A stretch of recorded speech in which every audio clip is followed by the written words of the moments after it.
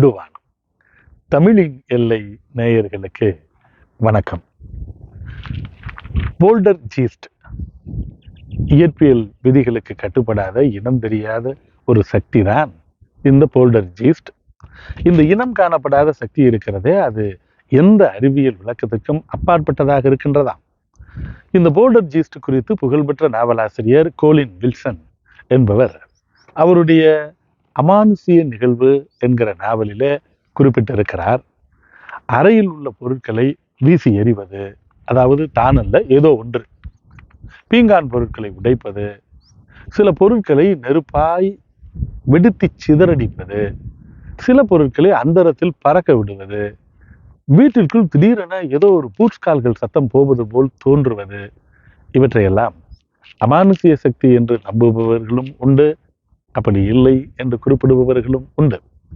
இது போன்ற வேலைகள் சில குறும்புக்காரர்களால் செய்யப்படுவதும் உண்டு.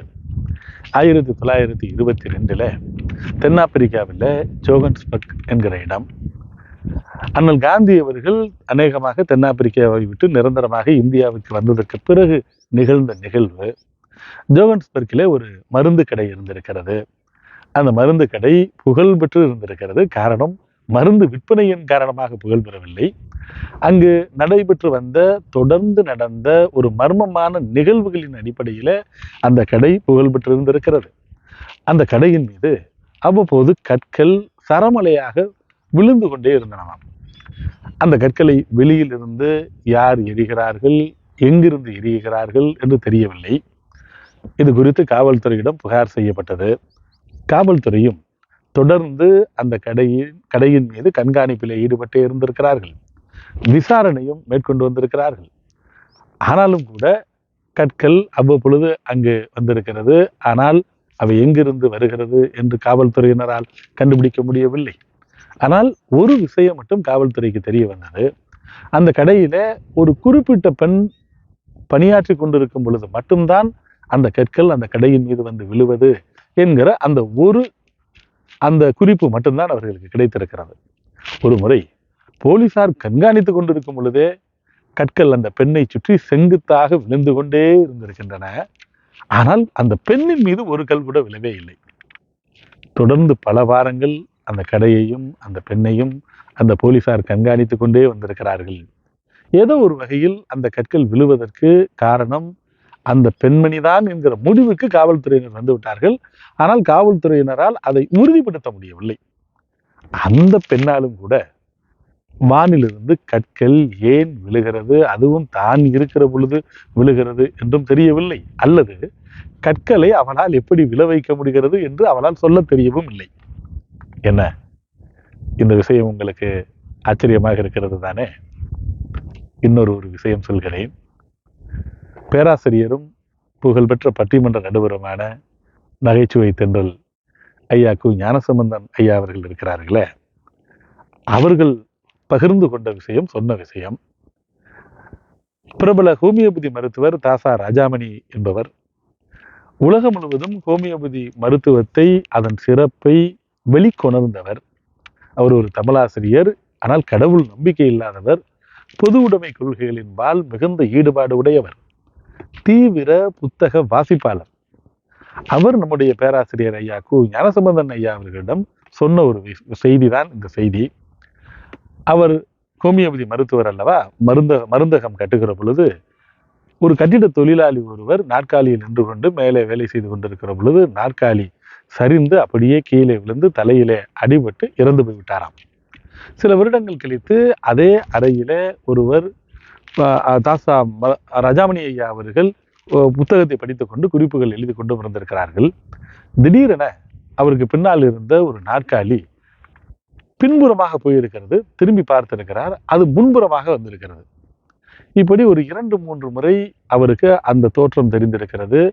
இப்பொழுது இந்த செய்தியை ஐயா கு ஞானசம்பந்தம் அவர்களிடம் சொல்லிவிட்டு பேராசிரியர் ஐயா அவர்களிடம் மருத்துவர் ராஜாமணி ஐயா கேட்டாராம், இப்பொழுது சொல்லுங்கள், ஆவி இருக்கிறதா இல்லையா என்று. ஐயா அவர்களும் ஒருவேளை பணியாற்றி கொண்டிருக்கிற பொழுது இறந்து போனானே ஒரு கட்டிட தொழிலாளி, அந்த ஆவியாக கூட இருக்குமோ என்று கருதி விட்டார்களாம். பிறகு ஹோமியோபதி மருத்துவர் ஐயா தாசா ராஜாமணி ஐயா அவர்கள் ஒரு விளக்கம் கொடுத்திருக்கிறார்கள். இது போன்ற நிகழ்வுக்கு என்ன காரணம் என்று தெரிந்து கொள்வதற்காக அவர்கள் மருத்துவ குறிப்பு என்ன சொல்லுகிறது என்பதற்காக புத்தகத்தை எடுத்து படித்தார்களாம். பொதுவாக தாமிரச்சத்து குறைபாடு ஒருவருக்கு உடலில் இருக்குமேயானால், காப்பர் டெபிஷியன்சி எவருக்கேனும் இருந்தால் இது போல ஒரு தோற்ற பிழை ஏற்படுமாம். நிற்கும் பொருள் அசைவது போலவும் அசையும் பொருள் நிற்பது போலவும் தோன்றுமாம். நம் ஆள் மனதிலே புதைந்திருக்கக்கூடிய நபர்களுடைய முகமும் நம் கண் முன்னே அப்படியே நடவாடுவதை போல ஒரு தோற்றத்தினை அது தருமாம். இந்த மருத்துவ குறிப்பை அந்த நேரத்திலேயே படித்துவிட்டு ஐயா அவர்கள் அதற்குரிய ஒரு ஹோமியோபதி மாத்திரையை போட்டுக்கொண்டார்களாம். அதிகாலை வரை அந்த நகர்ந்ததாக தோற்றமளித்த அந்த நாற்காலியை உற்று பார்த்து கொண்டே இருந்தார்களாம். அதன் பிறகு அந்த நாற்காலி அன்றைக்கு இரவு முழுவதும் நகரவே இல்லை என்பது மட்டுமல்ல, அன்று மட்டுமல்ல, என்றுமே அந்த நாற்காலி நகரவில்லை. இப்பொழுது சொல்லுங்கள் என்று ஐயா கு ஞானசம்பந்தம் அவர்களிடம் நமது மருத்துவர் ஐயா ராஜாமணி அவர்கள் குறிப்பிட்டிருக்கிறார்கள். நான் சொன்ன இந்த 2 சம்பவங்களும் வேறு வேறு காரண காரியங்களை உடையது என்றாலும் கூட இது போன்ற நிகழ்வுகள் நமக்கு சமயத்திலே அச்சத்தையும் சமயத்திலே ஆச்சரியத்தையும் ஏற்படுத்தி விடுகிறது தானே. அது சரி, நான் உங்களிடம் கேட்கிறேன், ஆவி இருக்கிறதா என்ன? இப்படித்தான் ஒருவர் ஆவி என்பது இல்லவே இல்லை என்று அடித்து சொன்னாராம். மற்றொருவர் சொன்னாராம் ஆவி இருக்கிறது என்று. எப்படி என்று கேட்டதற்கு, ஆவி இல்லை என்றால் இட்டலி எப்படி வேகும் என்று சொன்னாராம் அந்த நபர். இந்த அளவிலே இந்த சிந்தனையை நிறைவு செய்து கொள்கிறோம். அடுத்த காணொளியில் சந்திப்போம். அதுவரை கொஞ்சம் சிந்திப்போம் நண்பர்களே. வணக்கம்.